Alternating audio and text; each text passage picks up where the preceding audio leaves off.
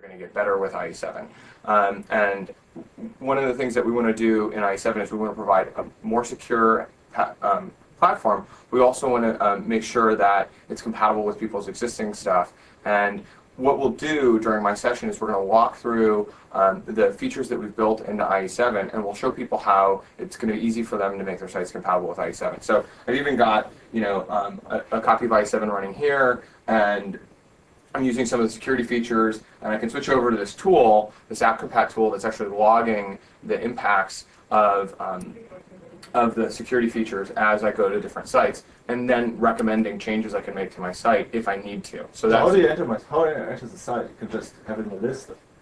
Well, here that's actually cool too. On this site, I have tabs up, so I can go look at the different tabs.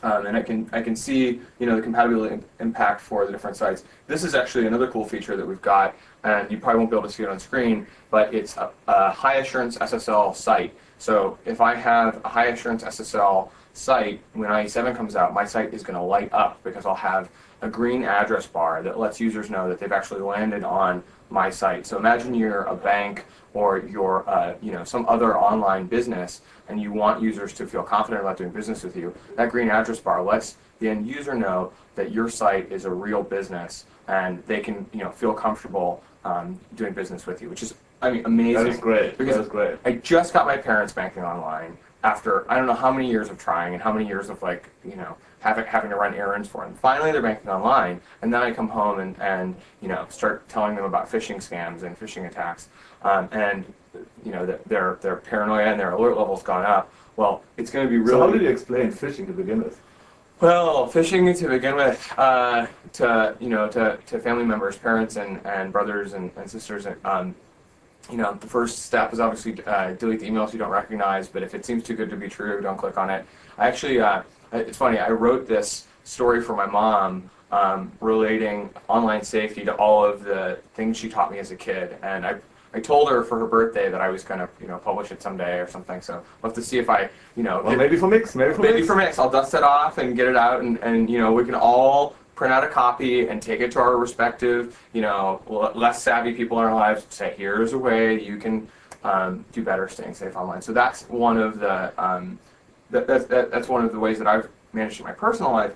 But what I really love is this experience that we've built in IE7 with the high assurance, where it just becomes a no-brainer for these end users. And we've talked to customers in financial institutions, and they look at this experience too, and they say, we want our customers to have that type of a really positive experience when they come to the site. I think it's also pretty cool that we tie in security with UI capabilities, like making it light up, making it bright for end users to really see. That's pretty much also what all my talk is about, making your sites look great with IE7. Absolutely. It's pretty much like, hey, there are so many, we were pushing the standards boundary forward, and now you have all these wonderful tools you can do to make your UI look better.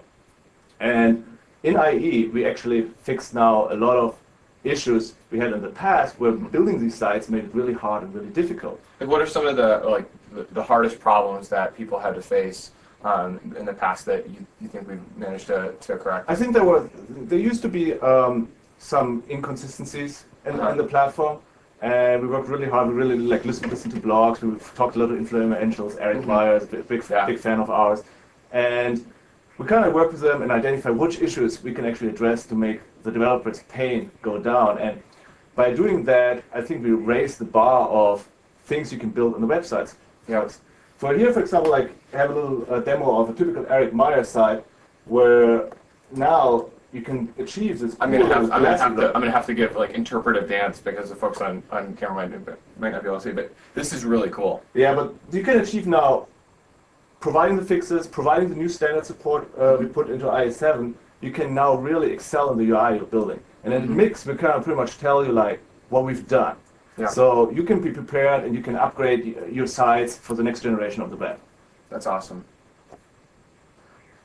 So show me one of the show me more about how this works. Tell me more about the things that I can do now.